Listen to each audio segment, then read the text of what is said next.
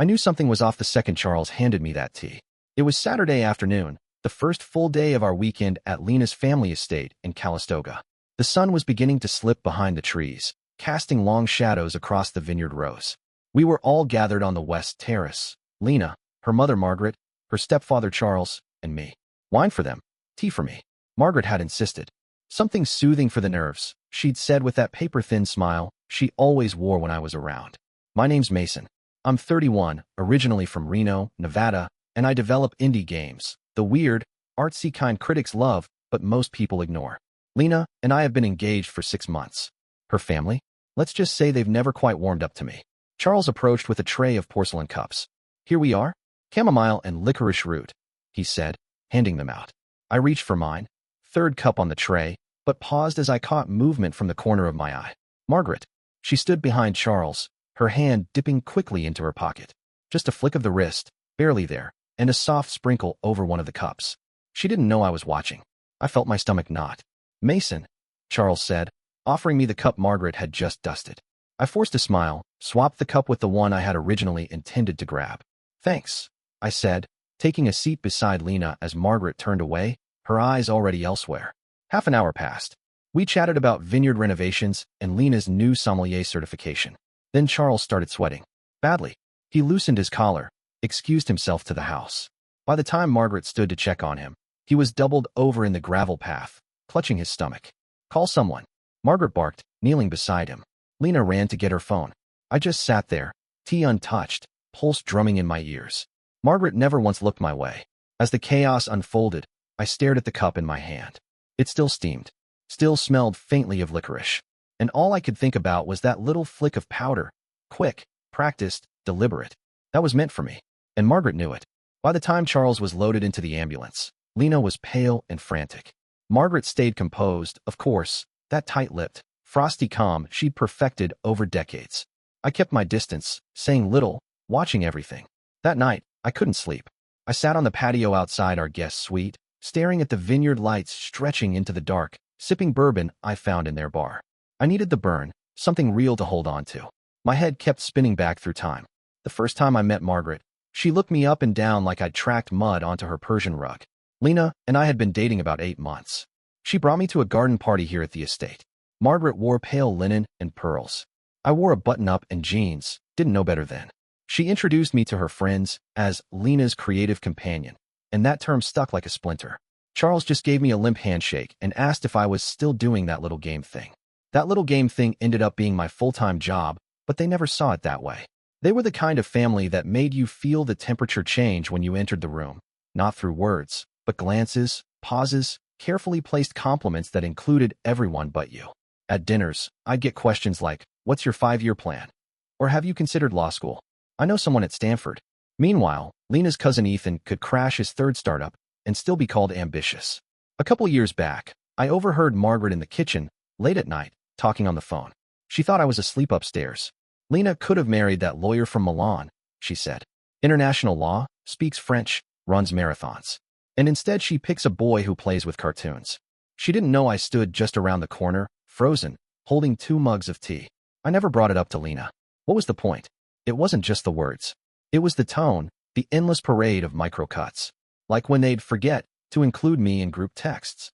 Or when Margaret booked a wine tour for Lena and some family friends and made sure I wasn't invited. Said there wasn't room on the shuttle. Sometimes I'd wonder why I kept showing up.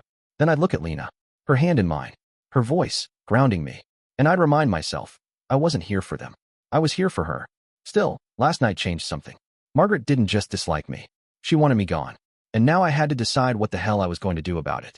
First thing Monday morning, I made a call. "Ben, you still at the lab downtown?" Ben and I had been roommates back in college. He used to party with a gas mask on and call it chemistry immersion. Now he ran analysis for a biotech firm in Santa Rosa. We hadn't spoken in over a year, but when I explained I needed something tested and fast, he said, "Bring it in." I drove straight from the vineyard to his building. Tucked in my glove box was a sealed travel mug containing the untouched cup of tea I hadn't drunk. I'd poured it into the mug before anyone noticed, careful not to disturb whatever might be in there. Ben raised his eyebrows when he saw it. "What am I looking for?" he asked. "I think someone added something to it. A powder." Right before it was served. He didn't ask more questions, just nodded and took the mug. "Give me a couple days." 3 days later, I sat in his office, bouncing my knee while he flipped through the results. He didn't even look up when he said it. There's sedative residue. Heavy stuff. Prescription level. Atypical dose. How heavy? High enough to knock someone out. Maybe not kill them, not immediately, but incapacitate? Absolutely. I stared at the papers. The chemical name was unfamiliar, but the implications were clear. This wasn't someone slipping in a harmless herbal additive. This was premeditated. Ben glanced up, finally meeting my eyes. Do you know who it was for? Yeah, I said quietly. It was for me. I drove home with the report folded in my glove box and a new kind of weight pressing down on me. I kept picturing Margaret's hand, that subtle flick of powder, over and over again. No more rationalizing. No more what-ifs. Margaret had tried to drug me. This wasn't a misunderstanding. It wasn't an overreaction. It was calculated. And now I needed to know what else she was capable of. I waited until Lena left for her wine consulting session before slipping into Charles's home office. It wasn't hard. He kept everything old school, manila folders, scribbled notebooks, and a filing cabinet with a key hidden in the third drawer. I wasn't looking for anything specific. I just needed to start pulling at threads. By the second folder, I found something strange. Medical receipts. Prescriptions. But not under Margaret's name, at least not the one I knew. There were 3 aliases, all billed to the estate's health insurance plan, all linked to the same pharmacy in downtown Calistoga. Every one of them tied to drugs that read like a pharmacist's worst nightmare: benzodiazepines, zolpidem, temazepam. Some of it matched the compound Ben found in the tea. Next, I went into town, walked into the vineyard's tasting room, and struck up a conversation with Jennifer, one of the junior sommeliers I remembered from our engagement party. How's Charles doing? I asked casually. Jennifer blinked. Oh, yeah, heard he had some kind of bug. Margaret said it was a wine allergy, but she trailed off, clearly unsure. I leaned in. Between us, is there a lot of drama here? She gave a nervous laugh. Depends who you ask. Some say Margaret's a genius. Others say she ran off half the staff last fall. Why? She accused the assistant vintner of sabotage, she whispered. Freaked out about barrels being moved. Said someone was trying to destroy her brand. That assistant, I later learned, had been fired, and rumor had it, he filed a lawsuit. I made a mental note to follow up. Back at the estate, I sat in the guest room, my phone on the bed, my laptop open to a spreadsheet I'd started. Prescriptions, timestamps, stories from ex-employees. It was starting to build into something, but none of it was solid. Not yet. And I couldn't tell Lena. She loved her mother. Even if they weren't close, there was this: loyalty. A pull I didn't fully understand. If I told her now, with only scraps of proof, she'd defend Margaret. She'd think I was reading too much into everything. I needed something undeniable. Audio, video, a confession. Until then, I'd keep digging. Quietly, carefully, because I wasn't just protecting myself anymore. I was protecting Lena from a truth she didn't want to see. Not yet. 2 days after Charles was discharged from the hospital, Margaret knocked on my door with a tray of lemon scones and a request. Mason, she said, voice smooth as ever. Would you mind taking some new photos of the vineyard? We're updating the brochure. I thought, maybe you could help. I stared at her, trying to read the angle. Was this a trap? A setup? Or an olive branch wrapped in thorns? Still, I nodded. Sure. I'll grab my camera. The sun was bright but soft that afternoon, perfect light.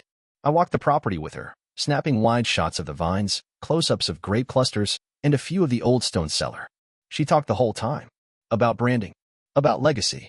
About Lena. She's always been impulsive, Margaret said lightly, adjusting her scarf. You know, she once tried to run off with a musician. Before Charles and I talked her down. I didn't respond. Just kept the lens trained ahead. Of course, I never mean to interfere, she added. I just want what's best for her.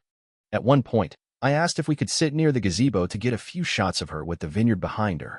I set my phone on the bench beside me, camera side down, recording. I wasn't entirely sure what I'd get, if anything, but I had a gut feeling. And my gut had been screaming ever since that weekend. We sat for 10 minutes. I asked her to describe the vineyard's history, her vision for the brand. She played the part perfectly, all business and poise. Then I leaned in, as if changing topics.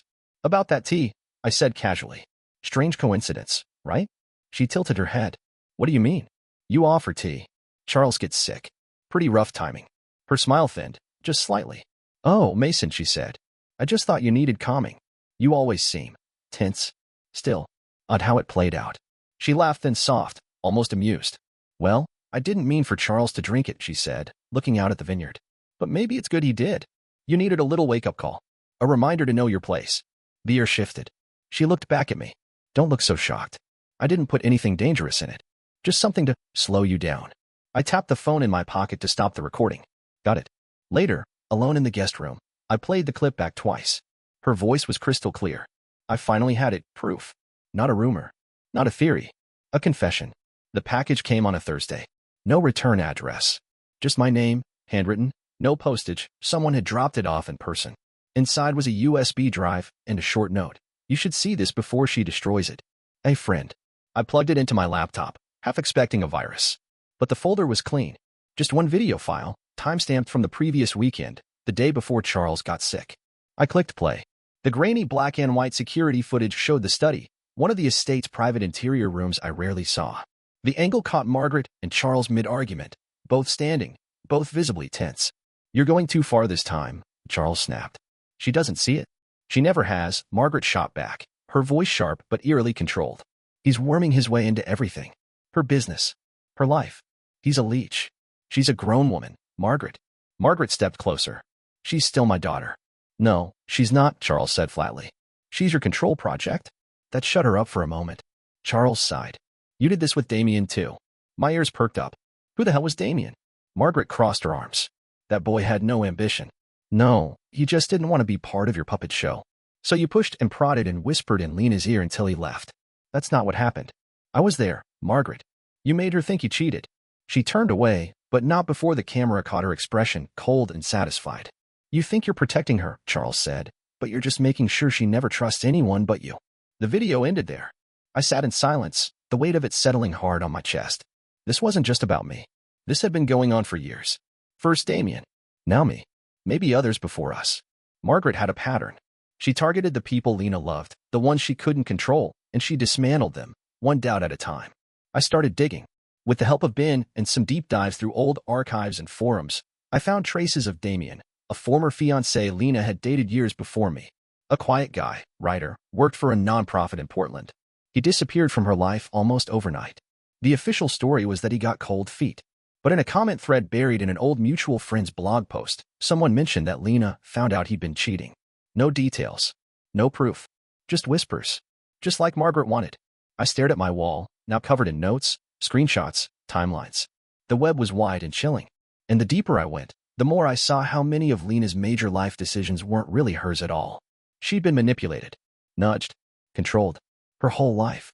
I wanted to storm into the kitchen and tell her everything, play the audio, show the footage. But part of me hesitated, because the truth wasn't just about Margaret. It was about Lena seeing the world and her family in a way she never had before. And that kind of truth? That breaks something. So I waited, but not much longer. I waited until after dinner. Lena and I had finished a quiet meal on the back porch. She was curled up with a glass of wine, legs tucked under her, the vineyard stretching behind her like a painting. The breeze played with her hair, and for a moment, I wondered if I was about to ruin everything. Hey, I said gently, can we talk for a second? She looked up, I searching. Okay, what's going on? I pulled out my phone and sat beside her. This might be a lot, I warned, but I need you to trust me. I started with the video.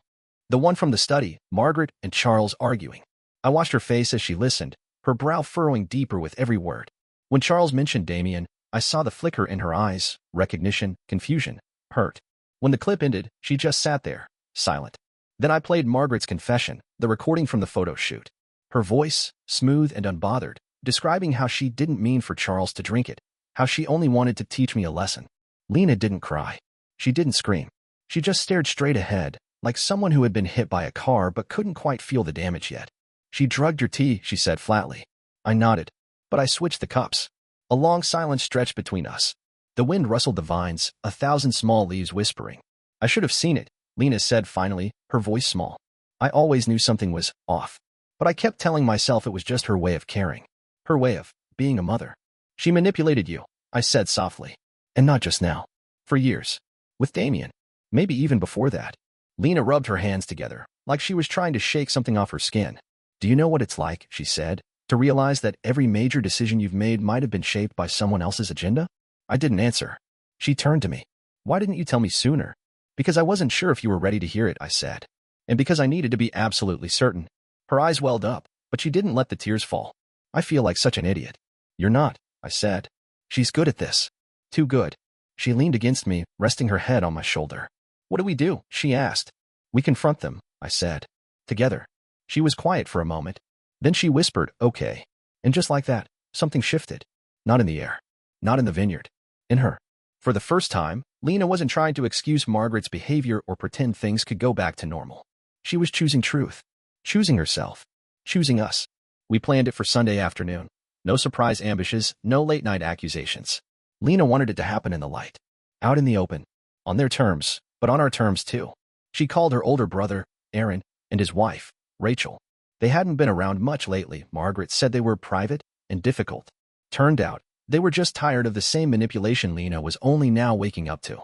They'll come, Lena told me that morning. They've seen enough to know it's not just in my head anymore.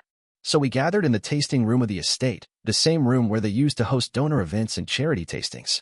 Today, it would host something else, the unmaking of a facade. Margaret walked in first, smiling like a queen who had never been dethroned. Charles followed, walking slower than usual, still pale from whatever reaction he'd had. When he saw Aaron and Rachel already seated, his brow furrowed. What's going on? Margaret asked, the smile faltering. Lena stood up. We need to talk. All of us. What is this, an intervention? Margaret chuckled. No one laughed. I took out my laptop and clicked a few keys.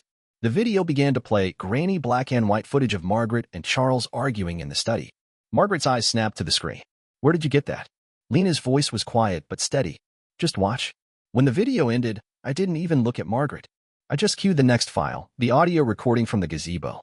Her voice came through clearly, calm and calculated. I didn't mean for Charles to drink it. But maybe it's good he did. You needed a little wake-up call. When it stopped, silence flooded the room. Margaret stood slowly. This is ridiculous. No, Lena said. This is the truth. You recorded me without my permission, Margaret hissed. That's illegal. It's legal in California, I said evenly. As long as one party consents. I consented. Charles cleared his throat, voice gravelly. Is this true, Margaret? About the tea. She didn't answer. Damien, Lena said suddenly, her voice trembling. You made me think you cheated on me. Margaret's jaw twitched. He wasn't right for you. You lied, Lena whispered. You've been lying for years. Aaron finally spoke up. I always wondered what happened with Damien. Now it makes sense. Rachel added, you've been controlling Lena her whole life. We've seen it. We just didn't know how deep it went. Margaret looked around like the room had turned on her, which it had. Charles sat down heavily. I think I've had enough of this family theater. Lena turned to her mother. You're not going to talk your way out of this. And what? Margaret snapped. You're going to cut us out? Over a misunderstanding? Lena stood taller. Not a misunderstanding. A decision. I'm done letting you choose my life for me. Margaret's expression flickered. Disbelief. Then fear. Then something almost like grief. I'm not saying forever, Lena added. But for now, you need to stay away from us. She reached for my hand. And in that moment, I saw it. Not just the confrontation, not just the reckoning, but the beginning of something else. Something free. It had been 4 months since the reckoning. The vineyard stood the same. Golden hills, neat rows of vines, the distant hum of bees, but everything else had shifted. Quietly, subtly, like a house finally settling after a storm. Lena moved out the week after we confronted her parents. She didn't tell them where she was going. They didn't ask.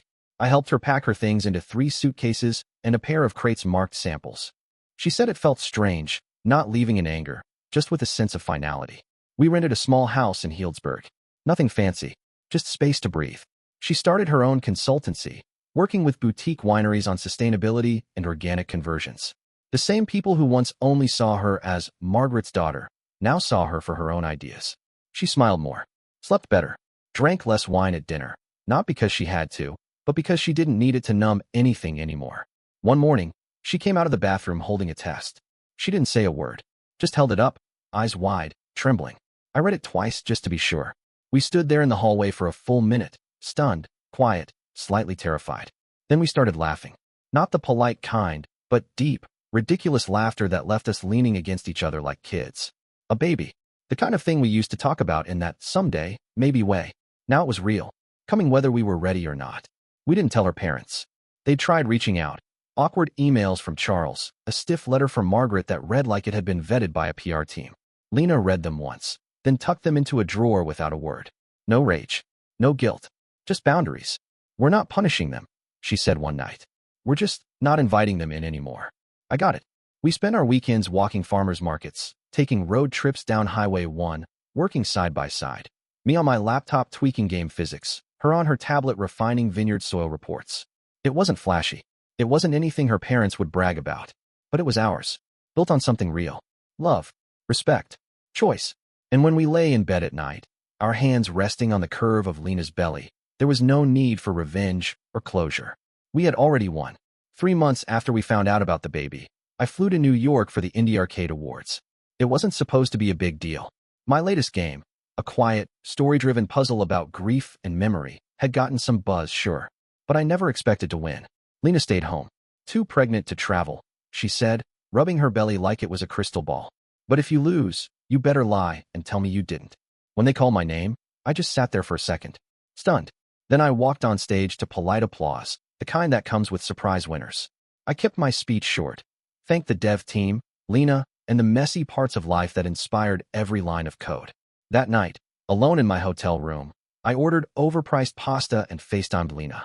"You're looking at an award-winning indie dev," I grinned. She cheered from the couch, feet up, hair in a messy bun, holding up a mug that read Mama Fuel. "Told you," she said. "You just needed the world to catch up." The next day, a letter arrived at our home in Healdsburg. It was from Charles. Typed, dated, folded in thirds. "Mason, congratulations on your win. I saw the coverage online. It's clear your work means something to people. I respect that." That was it. No signature. No warm wishes.